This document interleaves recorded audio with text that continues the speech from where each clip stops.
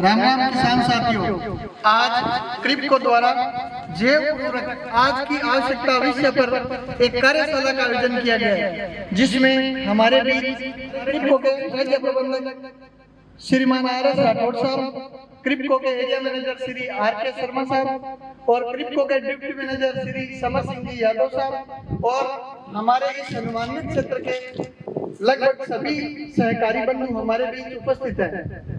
आज हम आपको इस जैव उर्वरक क्या है, किस प्रकार काम में लेना चाहिए, क्यों लेना चाहिए और किस प्रकार से हम इसकी यूटिलिटी बढ़ा सकते हैं।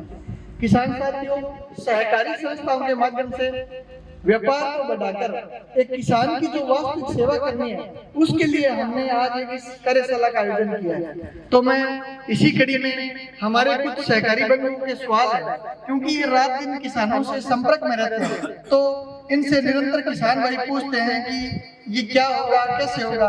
तो मैं इनसे निवेदन करूंगा कि इनके मन में जो भी इसको लेकर के सवाल है, वो हमारे मैनेजमेंट में बैठे हैं, हमारे SNM साहब बैठे हैं, एरिया मैनेजर साहब बैठे हैं, तो आप अपने सवाल करें ताकि उनका सही जवाब दें और वो किसान साथियों तक उसका जवाब पहुंचे।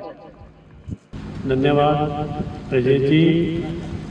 क्रिप्को से वरिष्ठ प्रबंधक यादव साहब जी सभी का मंच संचालन पर बहुत बहुत स्वागत। और मैं अपना परिचय देना चाहता हूं कि मेरा नाम संतोष सिंह है। हरदयालपुरा ग्राम सेवा सहकारी समिति ये गोलवाड़ा पट्टी हनुमानगढ़ जिले की समिति है। तो मेरा कुछ सवाल है जी, जो कि बायो फर्टिलाइजर और ऑर्गेनिक फर्टिलाइजर में क्या है, इसके बारे में हमारे को स्पष्ट कीजिए, हम भी ताकि किसानों को बता सकें। बहुत अच्छा प्रश्न किया आपने। ऑर्गेनिक फर्टिलाइजर और बायो फर्टिलाइजर को लेके अधिकतर किसान भाइयों में एक कन्फ्यूजन रहती है। वो ये समझते हैं कि ऑर्गेनिक फर्टिलाइजर और बायो फर्टिलाइजर एक ही चीज है। एक्चुअली 60 के दशक से पहले हमारे किसान भाई प्राकृतिक खेती करते थे, लेकिन जब 60 के दशक में अन्न की समस्या आई और उस समय हमारे तत्कालीन प्रधानमंत्री लाल बहादुर शास्त्री जी ने जब अमेरिका से खाद्यान्न के लिए गेहूं मांगा तो उन्होंने कुछ शर्तें रखी। उन शर्तों को स्वीकार नहीं किया जा सकता था, तो उस समय क्या है तो उन्होंने जय जवान जय किसान का नारा दिया और हरित क्रांति की शुरुआत की। उस हरित क्रांति के तहत हमारे यहाँ यूरिया और DAP के नए नए कारखाने लगाए गए और पैदावार बढ़ाने के लिए उस समय खाद्यान्न उत्पादन करना हमारे लिए एक चुनौती थी। बढ़ती हुई जनसंख्या को खाद्यान्न प्रदान करना था। लेकिन क्या है कि रासायनिक उर्वरकों के साथ साथ हमें कार्बनिक और जैव उर्वरकों का भी उपयोग करना था। जब ये शुरुआत हुई तो उस समय जो यूरिया की रिकमेंडेशन थी वो 4 किलो एकड़ में यूरिया डालना था। उसके साथ साथ हमें कार्बनिक खाद और जैव उर्वरकों का प्रयोग करना था। लेकिन हमारे किसान भाई कार्बनिक खाद और जैव उर्वरक से दूर होते चले गए और रासायनिक उर्वरकों का प्रयोग बढ़ता चला गया। परिणाम स्वरूप क्या हुआ कि आज की डेट में हम लोग 1 एकड़ में 4 बैग यूरिया डाल रहे हैं। जो 4 किलो डालना था वो 4 बैग तक पहुंच गए। हमारे भाई ने प्रश्न किया कि ऑर्गेनिक फर्टिलाइजर, जिसको कार्बनिक खाद भी कहते हैं, और बायो फर्टिलाइजर में क्या अंतर होता है। ऑर्गेनिक फर्टिलाइजर को हिंदी में कहते हैं कार्बनिक खाद। कार्बनिक खाद इस ऑर्गेनिक फर्टिलाइजर की डेफिनेशन उसके नाम में छुपी हुई है। जिन खादों से हमें कार्बन तत्व की प्राप्ति होती है उनको कार्बनिक खाद कहते हैं। जैसे कि क्रिप्को आज की डेट में आपको सिटी कंपोस्ट प्रोवाइड करा रही है। अभी नया एक खाद लाए फर्मेंटेड ऑर्गेनिक मैन्योर, जिसको किण्वित खाद भी कहते हैं। ये फर्मेंटेड ऑर्गेनिक मैन्योर को बायोगैस प्लांट का ये बायो प्रोडक्ट है और इसको वैक्यूम अवस्था में तैयार किया जाता है। इसमें जो एरोबिक बैक्टीरिया वगैरह होते हैं वो नहीं पाए जाते, क्योंकि अंदर निर्वात होता है और किसी भी तरह के बैक्टीरिया या फंगस वहां तक नहीं पहुंच पाते हैं।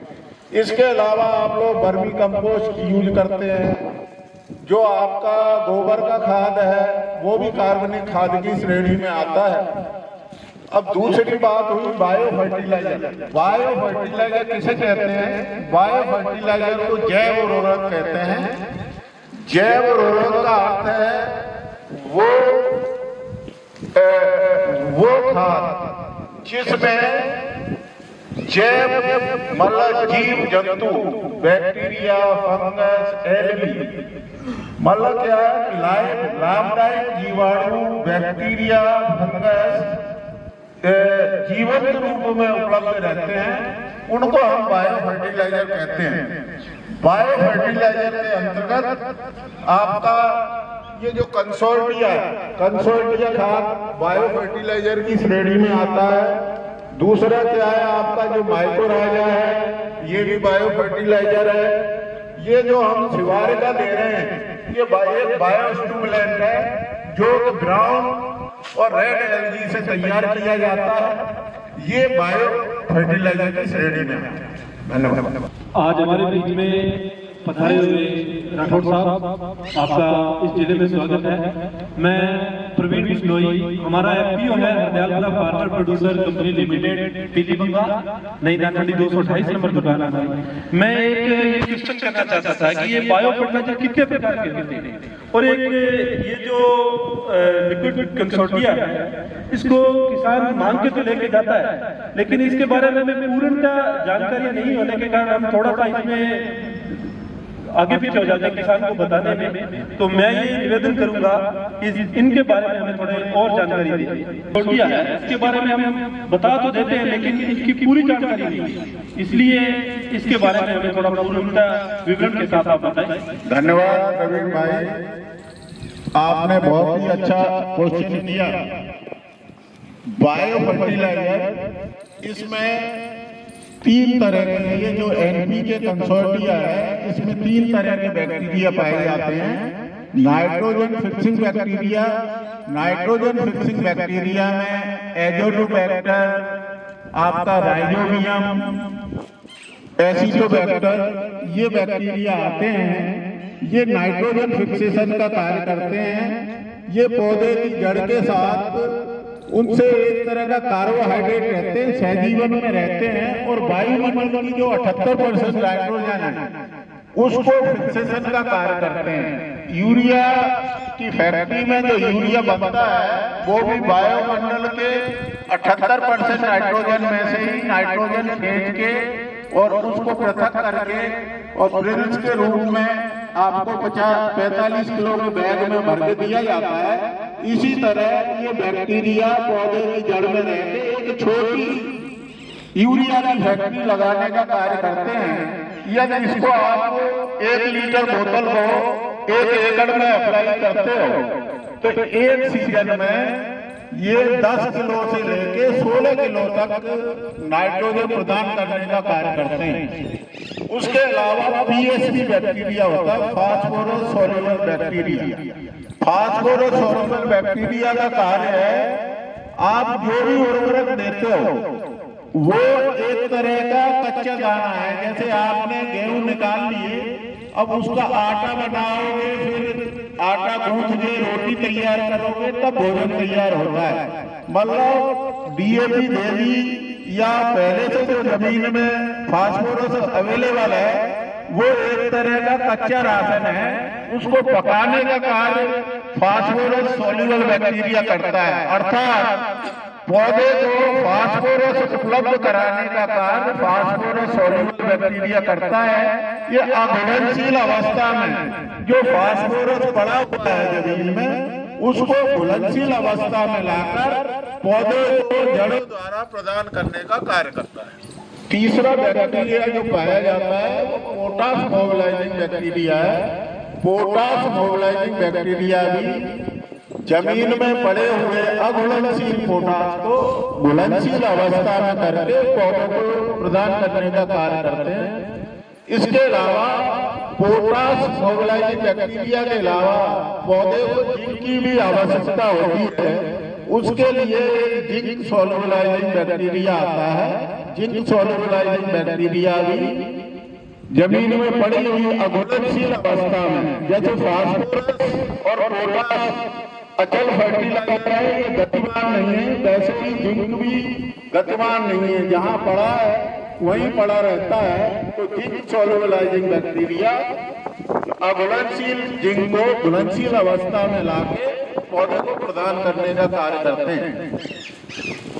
बायो फर्टिलाइजर के अलावा ये जो माइकोराइजा है, ये एक तरह का लाभदायक फफूंद है जो कि पौधे की जड़ों के साथ सहजीवन में रहता है और जड़ों के साथ फैल के छोटे छोटे तंतुओं के रूप में दूर तक फैलता है। ये जड़ों की वृद्धि तो करता ही है, उसके अलावा जो जमीन में जहां एक तरह का जाल बनाता है, उस जाल के द्वारा ये जो जमीन में पड़े हुए पोषक तत्व हैं, खासकर फास्फोरस सॉल्युबल बैक्टीरिया की तरह ही माइकोराइजा भी जो फास्फोरस जमीन में अघुलनशील अवस्था में पड़ा है, उस फास्फोरस को घुलनशील अवस्था में लाकर पौधे को प्रदान करता है। उसके अलावा अन्य जो सूक्ष्म पोषक तत्व हैं, उनको भी घुलनशील अवस्था में लाकर पौधे को प्रदान करने का कार्य करता है। मेरा नाम बोलूवाला ग्राम सेवा सहकारी समिति से। सर, लोग इसको ऊपर से स्प्रे करते हैं, तो आप हमें बताइए सर, स्प्रे इसमें ज्यादा उचित रहेगी या नीचे डालना ज्यादा उचित? ये बड़ा अच्छा प्रश्न किया है। तो इस के बारे में जो मैं ये बताना चाहूँगा आपको कि जैसा कि यादव जी ने भी आपको बताया कि बायो फर्टिलाइजर जो है ये जड़ों में काम करता है, क्योंकि इसका जो रोल है, जैसे अगर हम कहें कि नाइट्रोजन फिक्सेशन का है, ये जड़ों में ही अपना काम करता है और जड़ों में ही इसका जो है प्रभाव जो इसका बायो फर्टिलाइजर का रहता है ज़्यादा। तो स्प्रे में इसका कोई इसकी रिकमेंडेशन या कोई इसकी सिफारिश नहीं है। तो किसानों को ये चाहिए कि जो जिस तरीके से, जैसे इसके 3 तरीके हैं, इस तरीके से आप दे सकते हो। एक तो आप मिट्टी में भी मिला के कंपोस्ट के साथ दे सकते हो उसको, ये सबसे बड़ा अच्छा रिजल्ट है इसके अंदर, क्योंकि बैक्टीरिया जो है इसके अंदर बड़े जमीन के अंदर जो एक्टिव रहेंगे और हमारी जो जमीन की जो हेल्थ है जो उसकी बहुत अच्छी रहेगी। और इसके साथ साथ जैसे इसको बीज उपचार के साथ भी हम दे सकते हैं। और तीसरा ये है कि इसको आप जैसे आपकी पैडी की जब पौध लगाते हैं, उस नर्सरी के अंदर जब आप लगाते हो तो उस नर्सरी को आधा घंटा तक इस बायो फर्टिलाइजर के घोल के अंदर आप उसको डुबो के रखो और फिर उसकी ट्रांसप्लांटिंग जो खेत के अंदर करते हो आप, तो तब उसके बहुत ही अच्छे प्रभावी आपको रिजल्ट मिलेंगे।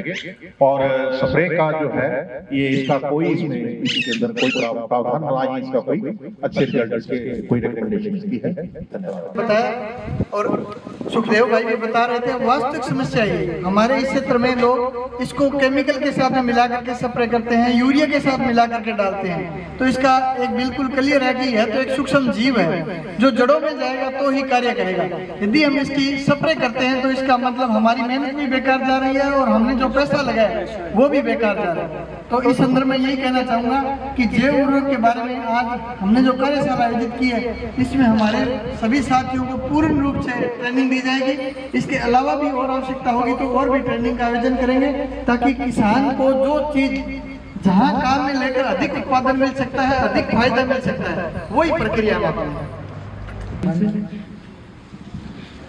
मैं साई सिंह रोगी, नौरंगदेश ग्राम सेवा सहकारी समिति। सर, मैं इस जैव के जो NPK सोटिया है, इसकी पूरी जानकारी लेना चाहता हूँ तथा हमारी समिति के ऊपर भी इसकी किसानों की गोष्ठी गई जाए, क्योंकि एक किसान को देने पर 10 किसानों को बताता है।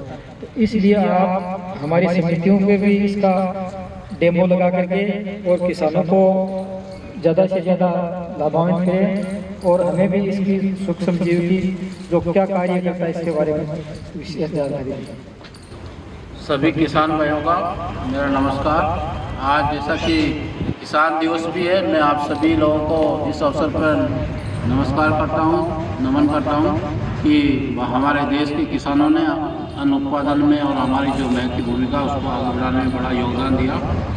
जहाँ तक आपने जब पूछा कि क्रिप्को इस बारे में क्या करता है, किसान भाइयों और प्रबंधकों, जैसा कि हम लोग समय समय पर हमारे जो क्षेत्रीय अधिकारी है फील्ड लेवल पे, चाहे हनुमानगढ़ में है चाहे गंगानगर में है, ये लोग समय समय पर आपकी संस्थान में आते हैं। छोटी छोटी किसान सभाओं के माध्यम से, प्रदर्शन के माध्यम से, सहकारिता संगोष्ठी के माध्यम से हम लोग पूरा प्रयास करते हैं कि जो भी उत्पाद हमारा हो, चाहे जैव खाद हो, चाहे शिवारिका हो, चाहे राइजो सुपर हो या DAP खाद हो या NPK हो, इसको किस प्रकार किसान उपयोग करें जिससे कि उसका उत्पादन भी बढ़े और कम खर्चे में उत्पादन बढ़े। क्योंकि ये जो छोटे छोटे उत्पाद हैं दिखने में बहुत छोटे हैं, लेकिन इनका महत्व जब बढ़ जाता है जब इसका सही तरीके से हमारे किसान उपयोग करते हैं। जैसे अभी हमारे साथियों ने ये जो क्रिप्को का जो तरल जैव रूप है इसके बारे में माहिती जानकारी दी कि किस प्रकार उपयोग करना चाहिए, राइजा के बारे में उपयोग करना चाहिए। तो हम प्रयास करेंगे और आगे भी हम छोटी छोटी किसान संगोष्ठियों के माध्यम से, प्रदर्शन के माध्यम से अल्टीमेट किसान तक पहुँचे जिससे कि उसका उत्पादन भी बढ़े और कम लागत हो। यही मेरा आप लोगों से कहना है। ओम प्रकाश तर, व्यवस्थापक रोडावाड़ी डोरीपाल GSS। मैं आज इस प्रोग्राम में जो जानकारी मिली है पहले भी मिलती रही है, लेकिन इसमें थोड़ा ज़्यादा पता लगा है और इससे हम किसानों को भी बताएंगे, ज़्यादा से ज़्यादा इसके बारे में जानकारी देंगे। और इसके लिए आप सभी का बहुत बहुत धन्यवाद। सभी पधारे हुए व्यवस्थापक बंधुओं का क्रिप्को परिवार की तरफ से हम धन्यवाद ज्ञापित करते हैं और हम आपको विश्वास दिलाते हैं कि हम जितने भी उत्पाद इफ्को क्रिप्को के बाजार में आ रहे हैं आप उनका डेमोन्स्ट्रेशन लगाएं, किसान को उनके बारे में पूर्ण रूप से बताएं और जो हमारे और बाजार के दरें हैं उनके बारे में भी बताएं। और हम सभी मिलकर जो हमारी केंद्र सरकार, हम सभी मिलकर जो सहकारिता की भावना है और सहकारिता को आगे लाने के जो प्रयास चल रहे हैं उस प्रयास में हम भी भागीदार बने।